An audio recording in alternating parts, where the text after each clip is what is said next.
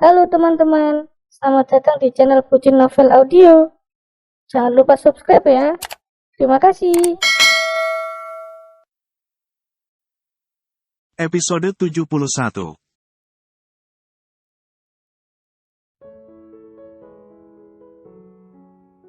Uti, Aedan yang baru datang dan langsung mengenali Ibu Kalsum, bergegas membentangkan kedua tangannya, berusaha memeluk neneknya itu. "Mas Aedan," balas Ibu Kalsum agak berseru, kemudian buru mengemban Aedan. Kalandra dan Pasana langsung tersenyum hangat melihat interaksi manis antara Aedan dan Ibu Kalsum. Interaksi yang juga membuktikan anggapan hasil tak pernah mengkhianati usaha. Karena walau tidak ada ikatan darah antara Aedan dengan Ibu Kalsum, kepedulian Ibu Kalsum yang menghabiskan sebagian besar waktunya untuk mengurus Aedan, membuat keduanya memiliki ikatan tak jauh lebih spesial dari ikatan darah. "Ini kesannya maksa banget, ya," ucap Sekretaris Lim sesaat setelah ia mengemban Salwa. Seperti sebelumnya, Widi masih belum berani menatapnya, selain wanita itu yang langsung didekap erat oleh Ibu Ripah.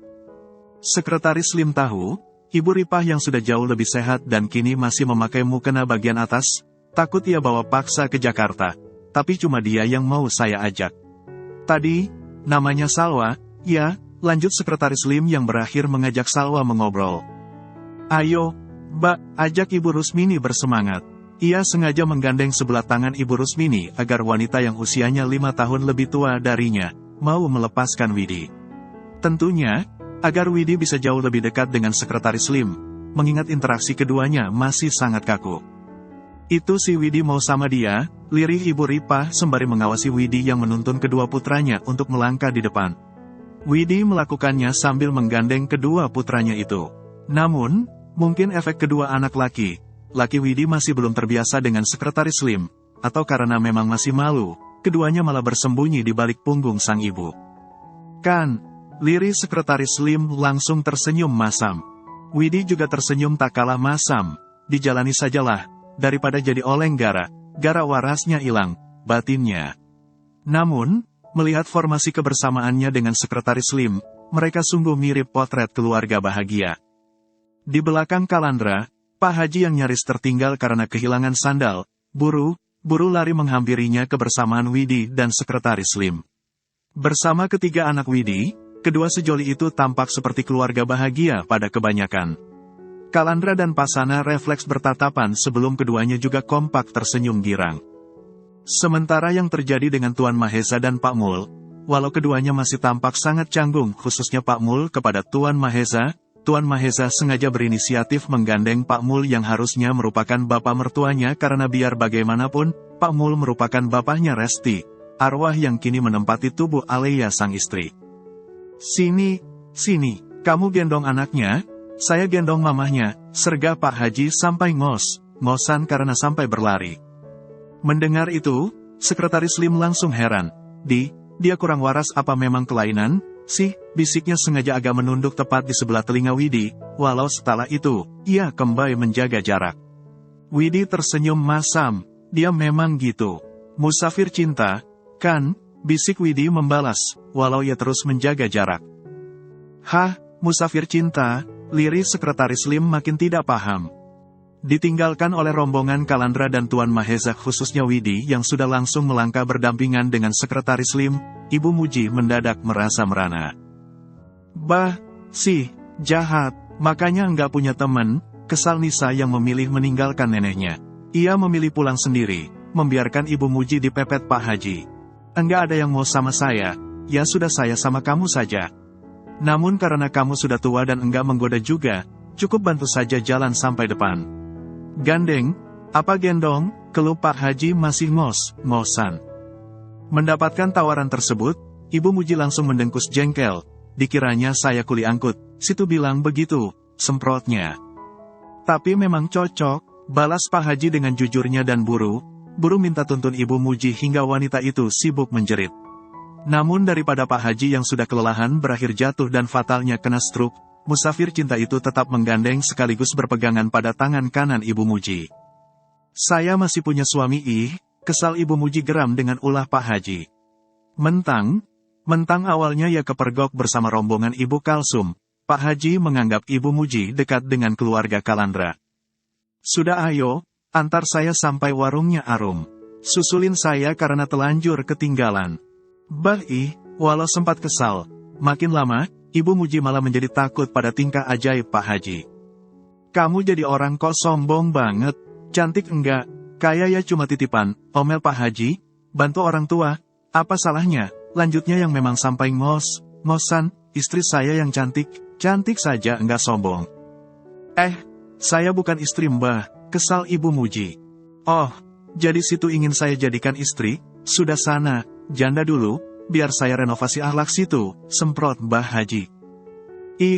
Najes, suami saya saja lebih ganteng dari situ. Balas Ibu Muji. Saya doakan suami situ nikah lagi biar situ kapok. Balas Pak Haji.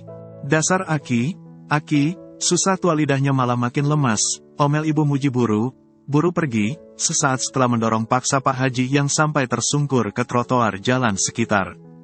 Ya ampun, kesal Pak Haji sembari melepas kepergian Ibu Muji. Kualat kamu ya, sama orang tua. Ibu Muji yang awalnya hanya melangkah cepat, berangsur lari sambil sesekali menoleh ke belakang hanya untuk memastikan Pak Haji yang ia khawatirkan mengejar. Walau tanpa ia duga, ia yang melangkah di sebelah kiri malah mendadak jadi korban tabrak motor gede yang melaju terbilang kencang. Nah, kapok, ucap Pak Haji refleks ketika melihat tubuh Ibu Muji terpental dan berakhir meringkuk di trotoar, lebih parah dari apa yang baru saja wanita itu lakukan kepadanya. Moga yang nabrak langsung kabur saja, biar tuh mamahnya si dokter lebih kapok. Apanya yang kapok Mbah sayang? Bisik Widi Wariem yang diam datang dan langsung duduk meringkuk di sebelah Pak Haji. Pak Haji langsung syok, sempat sesak napas, tapi usahanya kabur yang kesulitan, malah membuat sang Wariem menggendongnya dengan perkasa. Pantesan di Fajar Pongah mau sama Wariem. Ternyata Wariem pun ada gunanya. Perkasa gini padahal jelas tubuhku lebih gemuk, batin Pak Haji yang baru saja melewati tubuh Ibu Muji. Sesuai doanya, sang penabrak sudah langsung kabur, selain Ibu Muji yang entah pingsan atau malah sampai sekarat parah. Tak gendong, kemana, tak gendong. Tentunya, Pak Haji juga sangat terhibur dengan alunan karaoke si Widi Wariem. Bah Ayang, Bah suka karaokean juga, enggak, tanya Widi Wariem sambil mengemban sound system-nya di depan dada. Suka banget, hayo, kapan kita duel, jawab Pak Haji bersemangat. Kalau karaokean, kita cukup duet, Bah. Kalau mau duel, kita di kasur saja. Balas Widi Wariem masih usaha menggoda Pak Haji.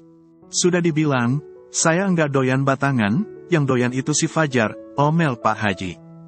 Asli itu enggak, Bah, dari tadi nama Fajar disebut mulu.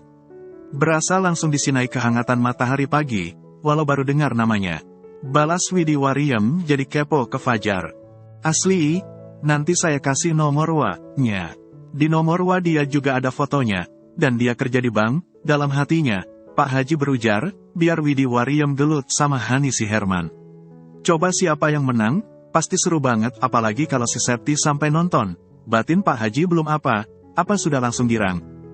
Kerja di bank, berarti orangnya bersih, ya, Bah, Widi Wariem makin penasaran. Ya bersih, gigi atasnya yang depan saja sampai enggak ada, yakin Pak Haji keceplosan. Hah, sampai enggak ada gimana, maksudnya, Bah, balas Widi Wariem. Sadar dirinya telah keceplosan, Pak Haji sengaja berkata, ya bersih enggak ada kumannya. Kan dia rajin perawatan. Jadi gemes, berarti cuek banget ya, Mbak Ayang. Widi Wariem sudah langsung heboh. Pokoknya jos, jawab Pak Haji sambil memberikan kedua jempolnya ke Widi Wariem. Tak jauh dari rumah makan milik Arum, ia yang sengaja minta diturunkan, langsung menunjukkan kontak Fajar. Ada foto Fajar yang langsung membuat Widi Wariem kegirangan. Sumpah, Bah, beneran jos, aku langsung cocok, Bah. Tapi saya baru ingat kalau dia lagi dekat sama yang namanya Hani. Tak lupa, Pak Haji sengaja memberi foto Fajar dan Hani kiriman dari Septi. Hani mah enggak selevel sama aku. Aku lebih keren dari dia. Lihat saja, nih, bulu ketek aku saja warnanya lilac. Punya dia pasti pink. Hamba sih, terlalu biasa. Meninggalkan kebersamaan Pak Haji dan Widi Wariem yang membuat Pak Haji sibuk terbahak, kebersamaan rombongan Kalandra dan Tuan Mahesa menjadi lebih hangat karena kini mereka berada di kediaman Pak Sana. Membuat Arum maupun Ibu Alea bergabung dengan leluasa karena biar bagaimanapun awalnya mereka tengah menjaga anak mereka yang tidur. Dalam kebersamaan tersebut, semuanya sepakat tidak membahas hubungan Widi dan Sekretaris Lim. Mereka takut membuat Widi makin takut. Alasan mereka membiarkan keduanya, agar hubungan Widi dan Sekretaris Lim benar-benar mengalir dengan sendirinya. Kalau lusa mereka balik ke Jakarta, Ibu enggak jadi dibawa, kan, Rum? Tanya Ibu Ripa berbisik kepada Arum yang duduk di sebelahnya. Arum yang tak lagi memangku anak kembarnya, menatap Ibu Ripa, kalau Ibu mau, lebih baik gitu. Namun kalau Ibu belum mau, ya enggak apa di sini saja bareng aku sama Widi. Yang penting, Ibu sama Bapak, sehat. Arum berbisik, sengaja meyakinkan. Ibu Ripa buru menggeleng, enggak mau di sini saja sama kamu sama Widi, yakinnya masih berucap lirih juga, Ibu beneran enggak mau ke Jakarta, Rum. Ibu juga sudah bilang ke Widi. Kebersamaan mereka tengah terjalin di ruang makan milik keluarga Kalandra yang memang terbilang mewah sekaligus megah. Walau untuk tempat duduk, sebagiannya sampai memakai kursi plastik, kebersamaan mereka tetap hangat di antara obrolan renyah yang membersamai. Yang mana dalam kebersamaan tersebut, Salwa sampai ketiduran di pangkuan Sekretaris Lim. Bocah itu langsung lengket dengan Sekretaris Lim, bahkan walau keduanya jarang mengobrol dan paling hanya saling tatap beberapa kali. Kalaupun salin mengobrol, keduanya melakukannya dengan bergumam. Begitupun dengan Widi yang duduk di sebelahnya, dan juga memangku sang putra yang nyaris sebaya Aidan. Di sebelah Kalandra yang diam menggenggam tangan Arum dan pria itu simpan di pangkuannya, Aidan yang dipangku Pasana, menjadi satu-satunya balita yang belum tidur. Sementara di sebelah Ibu Ripah dan Pak Mul, di sana ada Ibu Alea yang merasa sangat terenyuh karena akhirnya bisa menjalani kebersamaan indah dengan kedua orang tuanya.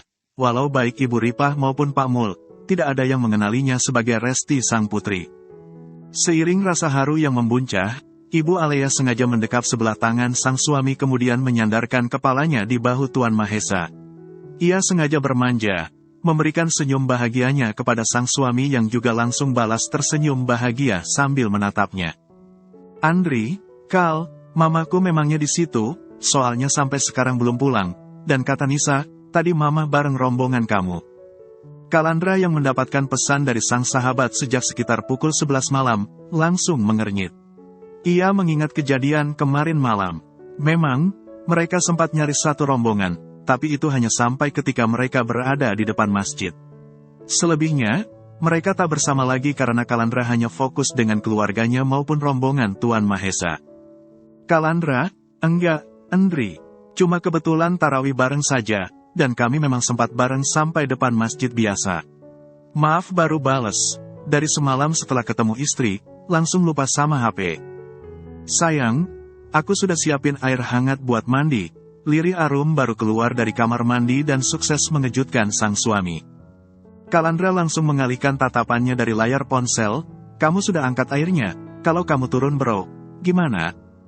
Arum mengerucutkan bibirnya, ekspresi yang benar manja, cuma setengah ember. Lebih berat Mbak Asura. Tetap saja beda, balas Kalandra. Namun walau Arum sudah langsung menghampirinya, efek ia mendapat pesan dan itu balasan dari Dr. Andri, ia sengaja memastikan. Walau tentu saja, ia membiarkan Arum duduk di pangkuannya. Innalillahi. Mendengar ucapan tersebut tak lama dari sang suami yang mendekap pinggangnya, Arum sudah langsung terkejut. Ditambah lagi, kini sang suami tengah fokus ke ponsel. Sayang, siapa yang meninggal? Lirih Arum sengaja memastikan layar ponsel Kalandra. Belum, ini Ibu Muji, kata Andri enggak pulang, pas semalam dicari ke masjid, sudah ada di pinggir jalan, sudah enggak sadar dan kayaknya korban tabrak lari. Jelas Kalandra masih berucap lirih dan tetap memangku Arum. Oh alah, lirih Arum belum berani berkomentar, walau jika ia ingat kelakuan Ibu Muji ke Widi, ia benar kesal. Semalam ternyata Ibu Muji kecelakaan, sehabis tarawih itu. Dengan rambut masih setengah basah, Kalandra yang mengemban Asura, membuka obrolan dalam kebersamaan mereka. Sahur kali ini, mereka ketambahan Widi dan Ibu Rusmini yang memang menginap. Sebenarnya tak hanya Ibu Rusmini dan Widi berikut anak-anaknya yang menginap. Karena orang tua Resti juga ada di sana. Hanya saja, sepasang renta itu tidak ikut sahur karena disarankan lebih baik untuk tidak berpuasa. Apalagi baik Ibu Ripah maupun Pak Mul, memiliki obat yang wajib dikonsumsi 3 kali sehari. Kini, membahas Ibu Muji, semua mata kompak menatap Widi. Dan Widi paham, kenapa itu sampai terjadi. Kemarin terakhir, kita barengnya di depan masjid. Iya, kan, terus kita berpencar. Dan sebelum itu, Mama memang sempat jadi kompor ke dia, ucap Ibu Kalsum. Dugaannya Ibu Muji sih jadi korban tabrak lari. Mah, ucap Kalandra sambil menimang Asura yang memang paling tidak bisa jauh darinya. Yang awalnya tidur pulas layaknya Aidan dan Azam, pasti akan langsung bangun dan nangis jika Kalandra pergi. Kalau enggak salah, terakhir, si Ibu Muji, bareng sama Pak Haji, ucap Widi. Setelah Ibu Kalsum cerewet memintanya untuk segera mengambil nasi dan bersiap sahur, ia buru beranjak dan memang sampai mengambilkan untuk sang mamah juga. Terus, sekarang sudah dirawat, ucap Pasana yang siap menyantap makanan sahurnya. Makanan sahur yang kali ini dimasakkan khusus oleh Arum hingga ia sangat bersemangat memakannya karena yakin, rasanya seenak penampilan masakannya. Sudah dibawa ke Banyumas, Pah. Struk, Ibu Muji ada darah tinggi juga, kan? Jadi, kaki dan tangannya enggak bisa gerak dan ngomong pun susah, jelas Kalandra. Miris, semuanya langsung merasa begitu termasuk juga Ibu Kalsum maupun Widi yang sempat berurusan dengan Ibu Muji. Berarti sudah sadar ya? Sekarang, lanjut Pasana, tetap lahap walau sedang membahas kabar sedih. Karena selain itu menimpa Ibu Muji yang sudah berulang kali kena teguran, masakan Arum yang tengah ia lahap, benar enak seperti ekspektasi.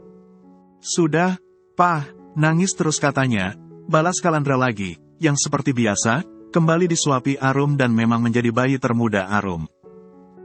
Coba kalau sudah begitu, mau bagaimana? Mau menyadari kesalahannya dan mau berubah enggak? Komentar Ibu Kalsum. Sudah, kita sahur dulu. 20 menit lagi imsak, tegur Pasana. Papa lahap banget, ucap Kalandra dengan mulut penuh suapan Arum. Ia menahan tawanya dan memang menertawakan sang papa. Kangen banget sama masakan Arum. Berapa hari enggak makan masakan Arum jadi kurang selera makan, ucap Pasana yang kemudian langsung mendapat sindiran tajam dari sang istri. Kurang selera abis sepiring, ucap Ibu Kalsum yang selama Arum tidak masak, memang yang memasak. Sang suami langsung menahan tawa sambil menatapnya. Kan sayang istri, Mah, ucap Pasana. Ini sadis sebenarnya, ucap Ibu Kalsum yang kemudian tertawa pasrah. Kalandra dan Arum yang sudah terbiasa, langsung tertawa. Lain dengan Ibu Rusmini dan Widi yang hanya mesem dan tampak malu. Ya sudah, nanti kalau ada waktu, aku masak banyak terus taruh di kulkas.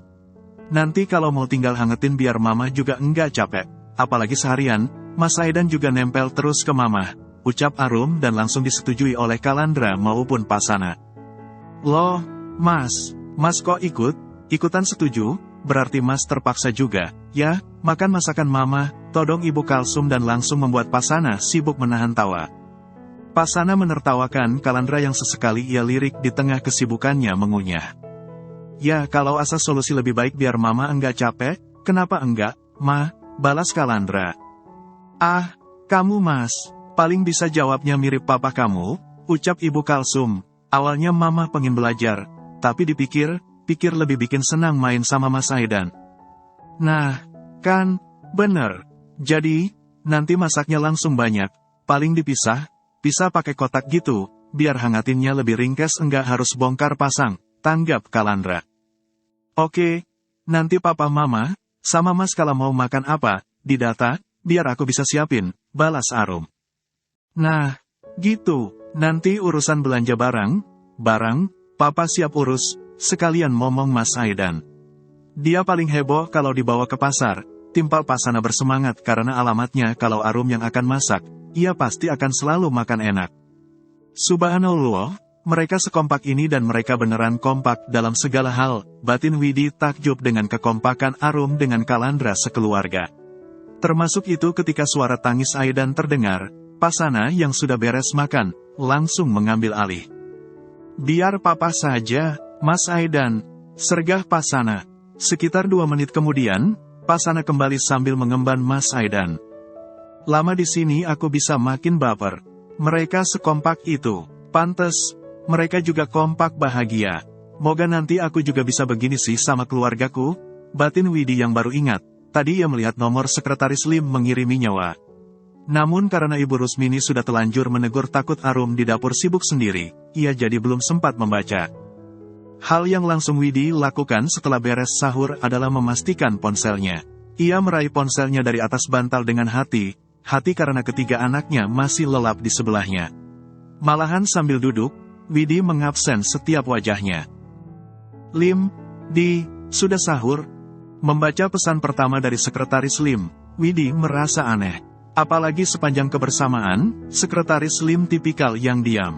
Hingga Widi berpikir, pria itu tidak punya semangat hidup. Namun ternyata, ketika dipesan, sekretaris Lim berani bertanya lebih dulu. Kemudian, Widi memastikan pesan selanjutnya. "Lim, mulai hari ini, kamu enggak usah kerja. Mulai hari ini, kamu cukup fokus urus anak saja. Anak kamu kurang kasih sayang.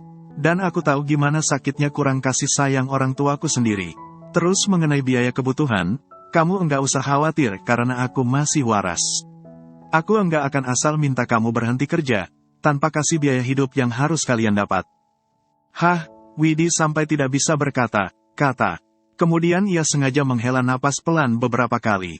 Namun setelah ia memastikan pesan dari sekretaris Lim lagi, pesan yang ia baca dan langsung membuatnya tak percaya, masih sama. "Lim, mulai sekarang, cukup aku yang kerja. Aku sudah memikirkan ini matang. Lim, aku sudah capek hidup begini.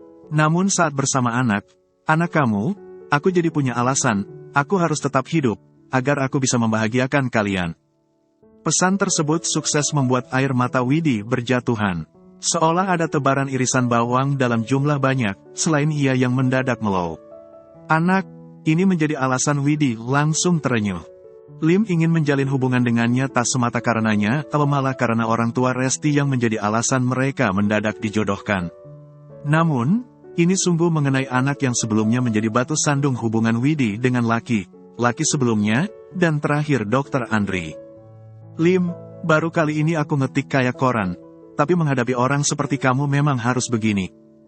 Dan pesan barusan, membuat Widi yang masih menangis, menjadi tersenyum.